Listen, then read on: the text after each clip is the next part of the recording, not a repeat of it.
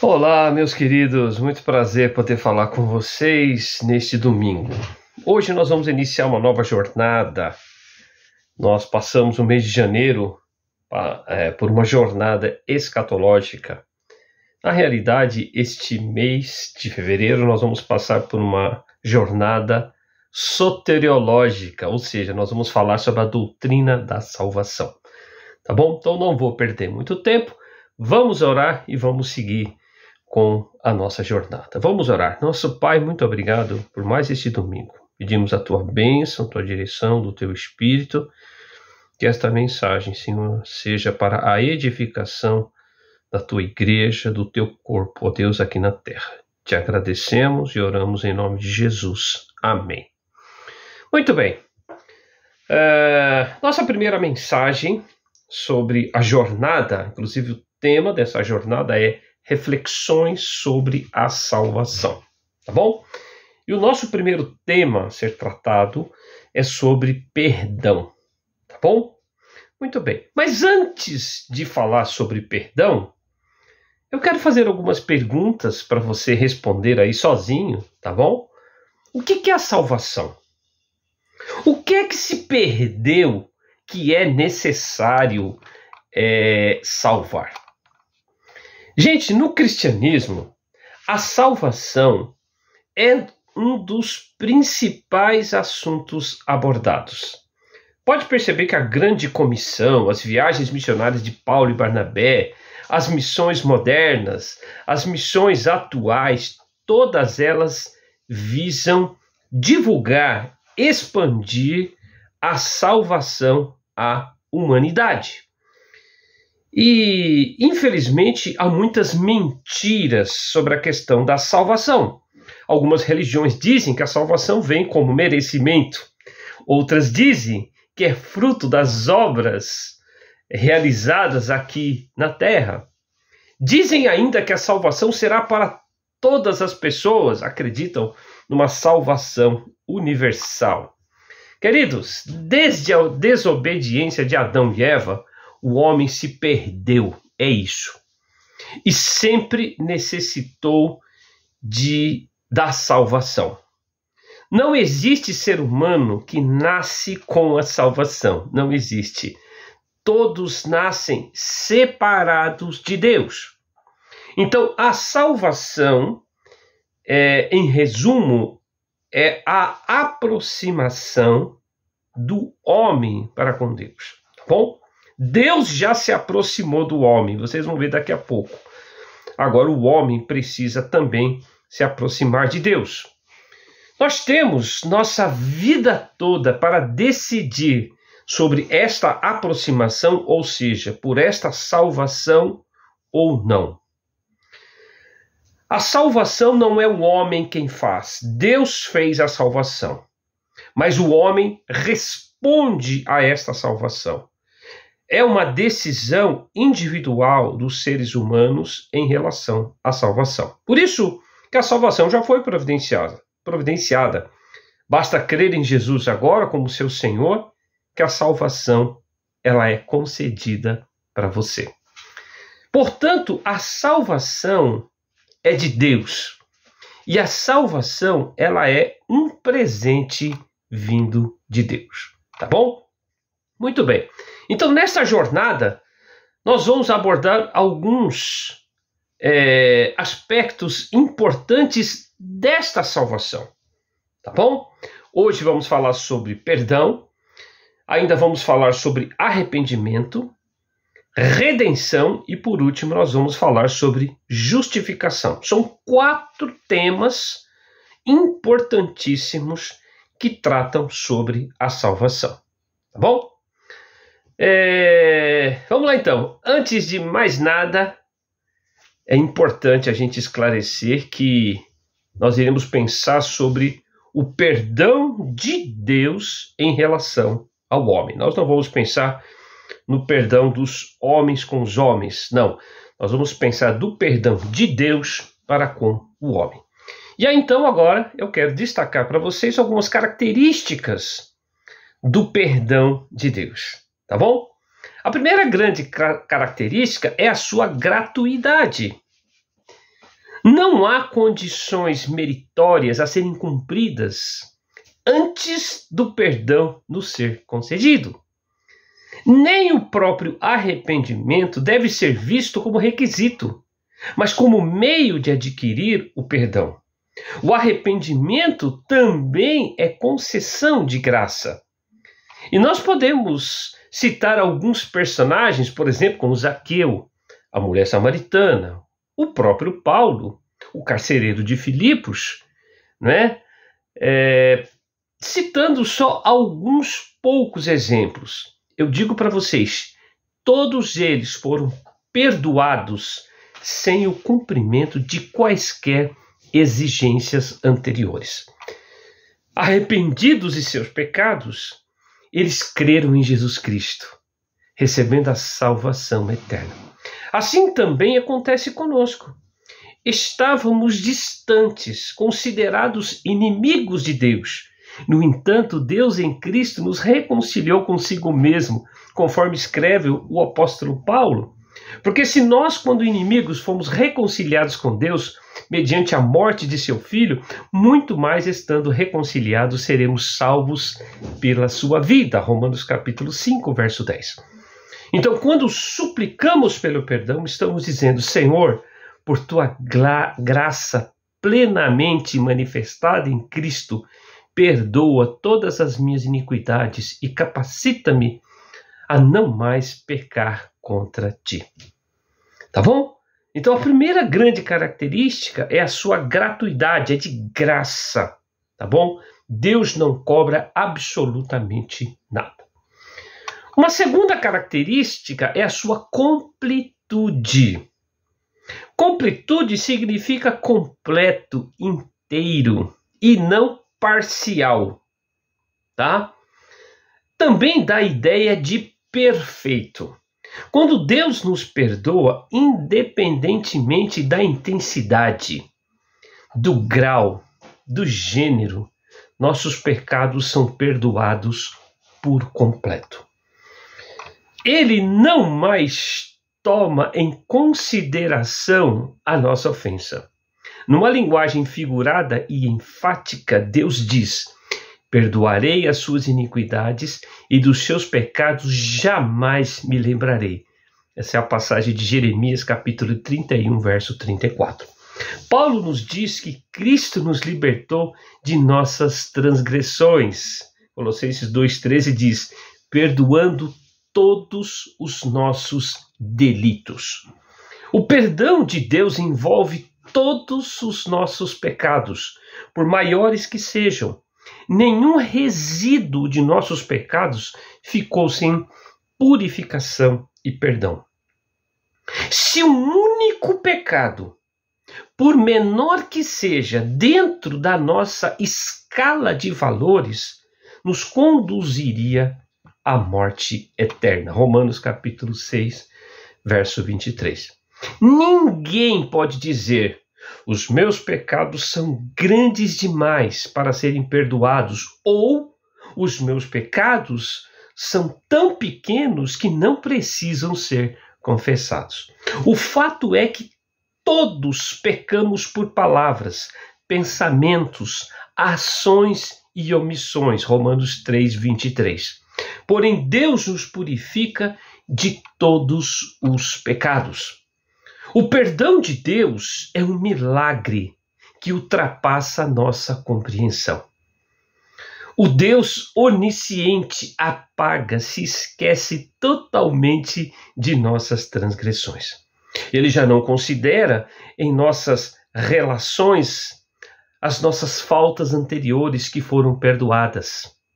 Por isso que o profeta Miqueias, perplexo com isto, ele escreve o seguinte: quem, ó Deus, é semelhante a ti, que perdoas a iniquidade e te esqueces da transgressão do restante da tua herança? O Senhor não retém a sua ira para sempre, porque tem prazer na misericórdia.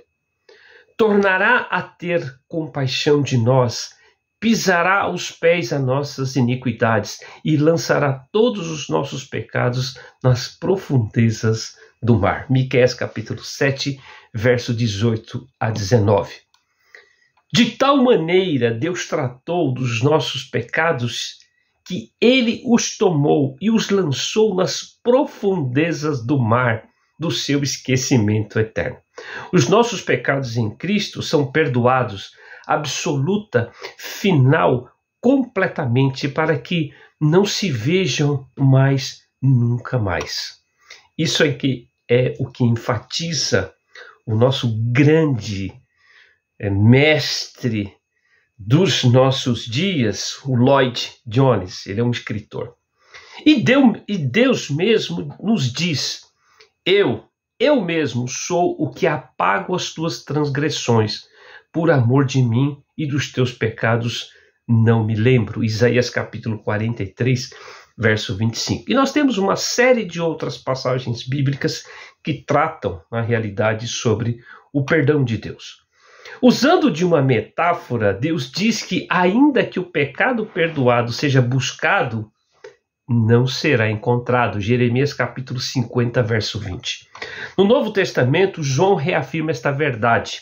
Se confessarmos os nossos pecados, ele é fiel e justo para nos perdoar os pecados e nos purificar de toda injustiça. 1 João capítulo 1, verso 9.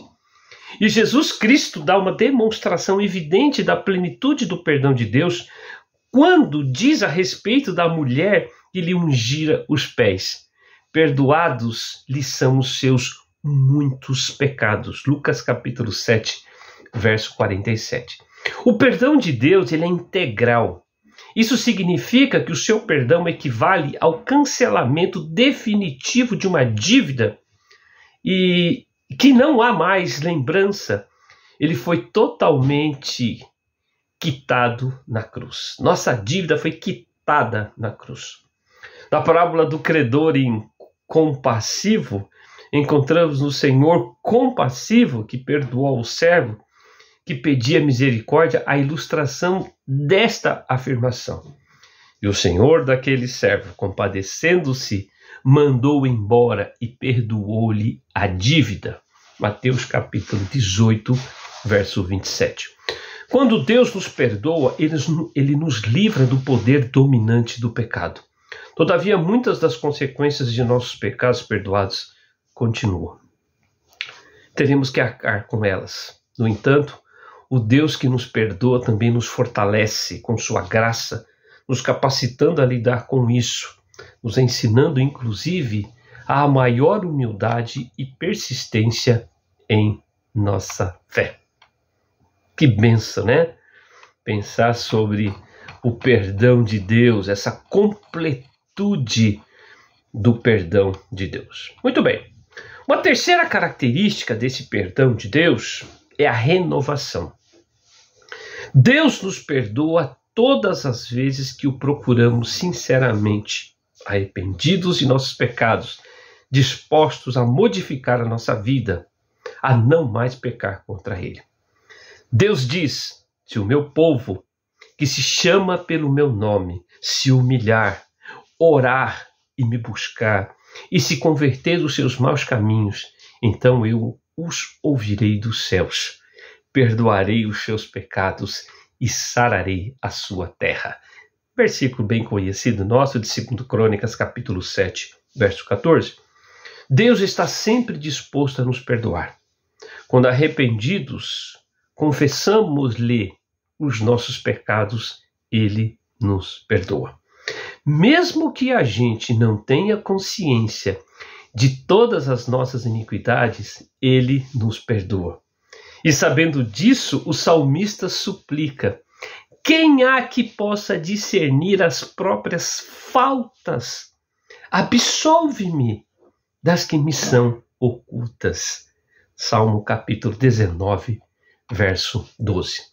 O perdão de Deus é ilimitado. Por isso, ele, com a sua misericórdia ilimitada, providenciou o nosso perdão definitivo em Cristo. A salvação, ela tem esta ligação com o perdão. Porque sem perdão não há salvação. E vocês perceberam por estes versos que Deus nos perdoou completamente. E esta renovação constante, Deus sempre perdoando os nossos pecados. A última característica do perdão de Deus é a durabilidade. O perdão de Deus não tem prazo de validade. Nem precisamos pagar por uma garantia estendida. A gente faz isso quando a gente compra os nossos aparelhos, né? O sangue de Cristo tem um valor eterno. As bênçãos comunicadas por sua obra têm um valor infinito e para sempre. Quando Deus nos perdoa em Cristo, Ele não cultiva ressentimentos de nossos pecados anteriores.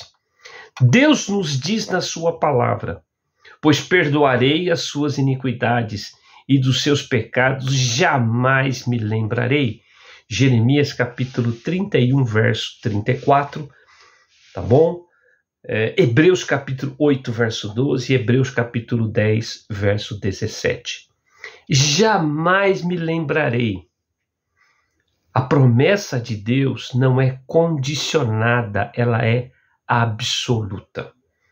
Ela não pode ser revertida. Não está determinada pelo nosso bom comportamento. Se assim fosse, o perdão de Deus não perduraria. Entretanto, Ele diz que jamais se lembrará dos nossos pecados. Lembre-se bem, jamais. Esta é sua promessa. Não há um esquecimento em Deus, na realidade, mas sim o seu propósito deliberado de não mais considerar as nossas faltas. É Deus mesmo quem nos declara justificados. O absolutamente justo, pelos seus justos e santos critérios, declara que já não há mais condenação para nós. Ninguém é capaz de apresentar provas contra nós. Quem tentará acusação contra os eleitos de Deus? É Deus quem os justifica. Romanos capítulo 8, verso 33. Mas, por que ainda pedimos perdão de nossos pecados? O fato dos crentes orarem continuamente para que Deus lhes perdoe os pecados não significa que eles já não estejam perdoados. Pedir perdão é concordar com Deus quanto à sua natureza. É reconhecer que nossos pecados ofendem a Deus. Por isso que nas palavras de Calvino, ele diz assim: o perdão divino é pleno e completo. Nossa fé, porém, não pode absorver sua superabundante bondade. E assim se faz necessário que a mesma se destile em nós, gota após gota. Ao suplicarmos o perdão de Deus, estamos dizendo: Senhor, dá-me consciência do teu perdão, garantido de forma definitiva por meio da pessoa e obra de Cristo Jesus. Sensacional, meus queridos, aquilo que a palavra de Deus nos fala sobre o perdão. Sabe de uma coisa? Há muitos cristãos que foram salvos, mas ainda têm medo de não serem perdoados. Eu ouvi recentemente alguém falando assim que só tem um pecado que Deus não perdoa, né? Que é o pecado contra a blasfêmia do Espírito Santo. Meus queridos irmãos, se existe um pecado que a morte de Cristo não perdoa, é porque a morte de Cristo foi insuficiente. Por isso que a blasfêmia contra o Espírito Santo, existe um contexto ali. Atribuíram a Jesus que ele tinha feito curas e milagres em nome de Belzebu. E aí foi quando Jesus falou da blasfêmia contra o Espírito Santo. Este pecado, ele não é mais possível que seja realizado, porque isso foi atribuído a Jesus, não é? Jesus não está mais aqui na terra para que esse pecado seja cometido. Então esse pecado não pode mais ser cometido. Existe também uma outra ideia sobre a blasfêmia contra o Espírito Santo que diz assim: o único pecado que Deus não perdoa é o pecado do não arrependimento do homem. Se o homem não se arrepende, ele continua perdido. Enquanto ele continua perdido, enquanto não tem arrependimento, realmente não há perdão para ele. Mas a partir do momento que ele se arrepende, há o perdão. Então existem essas duas linhas de pensamento sobre essa questão da blasfêmia contra o Espírito Santo. Mas eu gostaria que você entendesse que não existe nenhum pecado neste mundo que Jesus não perdoe. O perdão, ele é completo, ele é total, ele é absoluto para aquele que crê em Jesus. O perdão é a demonstração da graça, da bondade, do amor da parte de Deus ao homem. É isso que eu quero passar para vocês nesse domingo, tá bom? Forte abraço e um beijo no coração. Tchau.